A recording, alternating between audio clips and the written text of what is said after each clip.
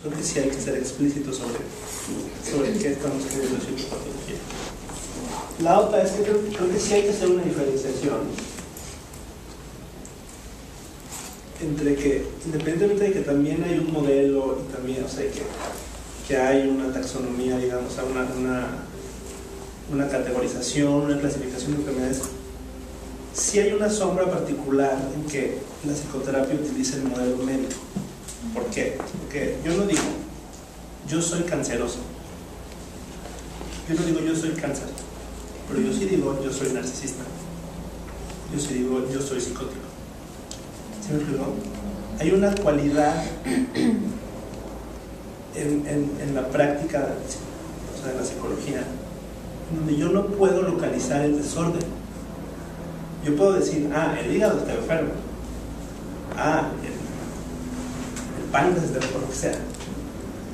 Pero cuando yo digo que lo que está trastornado es mi personalidad, o sea, se vuelve más complicado, porque ¿qué es eso? O sea, no solo qué es eso, sino yo tengo esta fantasía de que eso soy yo, ¿no? Entonces, por un lado no está en ningún lado, pero por otro lado permea todo.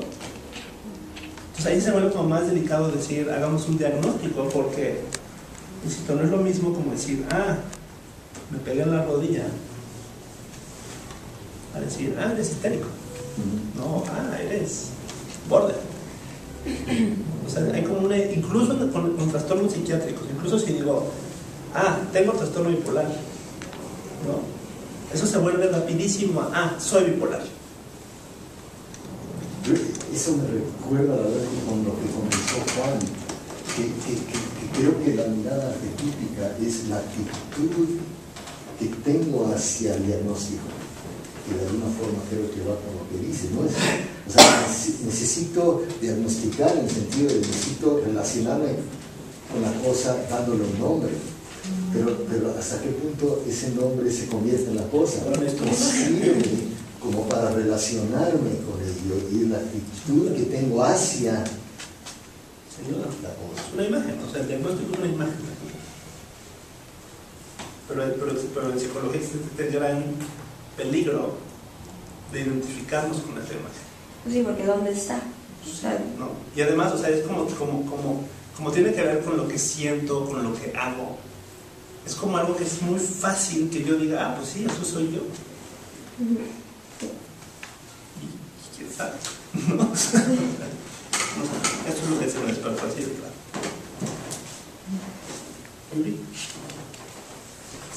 Me quedaba con esto que mencionabas de patologizar, como si todo el mundo estamos usando el mismo concepto.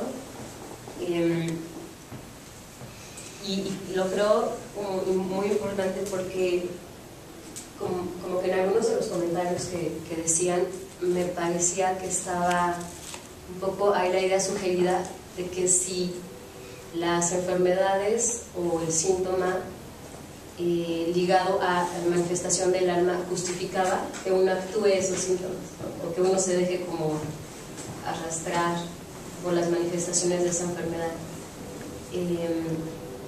Entonces eso me pareció como muy relevante para hasta empezar a abordar como qué idea se tiene de patologizar, porque finalmente es una palabra que la mayoría asociamos a un modelo médico, ¿no? Y por todo eso que tú dices de sí, podemos decir esto enferma de una manera casi que eventualmente amenaza la vida, ¿no? Entonces sí, hagamos algo porque hay que preservar, ¿no? Creo que justo la mirada arquetípica es, no, gracias a que el alma patologiza, sigue vital. ¿Sí me explico? Entonces siento que ahí hay como una cosa que sería importante diferenciar. Lo que se vuelve también interesante es como que entendemos por vida. O sea, porque a veces en un sistema, o sea, por ejemplo, yo me acuerdo cuando he tenido experiencias de personas cercanas que se están muriendo y hay esta obsesión por mantenerlas no muertas, ¿no?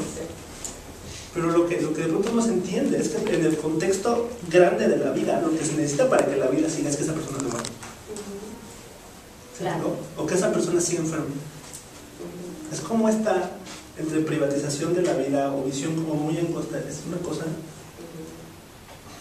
compleja, ¿no? O sea, o sea, lo que hace Hillman no es decir al diablo con lo lindo y todo es oscuro.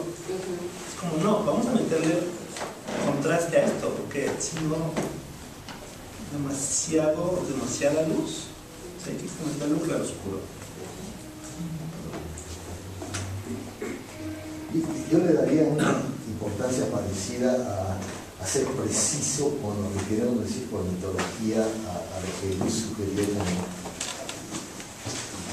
y Luis tomó la posición de lo que es patologizar. Porque usamos frecuentemente esa palabra mitologizar. Ya mencioné un par de cosas, de que es la forma que toma la historia que me cuento acerca de lo que me acontece, que sigue unos patrones que conectan lo personal con lo que le pasa al ser humano como una definición.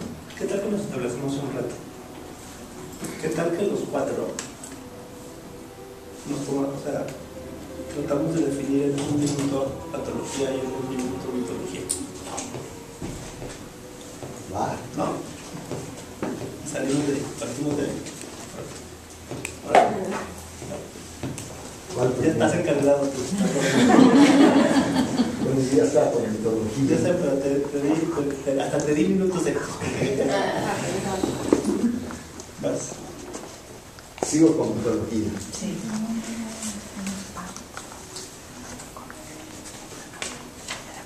Lo que recomiendo la lectura es que la mitología es una herramienta que me permite ver cómo mi historia se desenvuelve. Y usando el ejemplo de la mitología griega, no hay buenos o malos, no tiene fin, no se resuelve. Lo que hablaba Hillman aquí de la narrativa, aunque no hay más de un minuto, pero ¿quién es el que tiene la necesidad de colocarla como una narrativa con un antes y después? Más que yo y su obsesión con quedarse con algo. Pero como dijo Hillman, la vida no es una narrativa. Nos da seguridad convertirla en narrativa, pero en sí nada se resuelve. Y nada es todo bueno o todo malo. Como la mitología es precisa, es una herramienta que nos da una capacidad de observación de cómo se da el fenómeno, cómo se presentan las cosas y cómo respondo ante lo que se presenta. En fin, es una herramienta que habla en forma precisa de lo complejo, de las múltiples perspectivas y posibilidades que están en todo. O sea, esto de multiplicidad y lo que hemos estado hablando no es solamente una teoría de Hillman, sino gracias a su capacidad de observar cómo se presenta, nos describe algo que nos permite reconocer lo que nos pasa en la vida y aplicarlo en nuestras relaciones con otros. Entonces, la mitología es como una mirada mitológica me permite ver qué se encarna a través de cómo lo vivo. Dejo ese de mitología. ¿Y tú eres el de...? No, el actor. Yo quiero usar por la otra.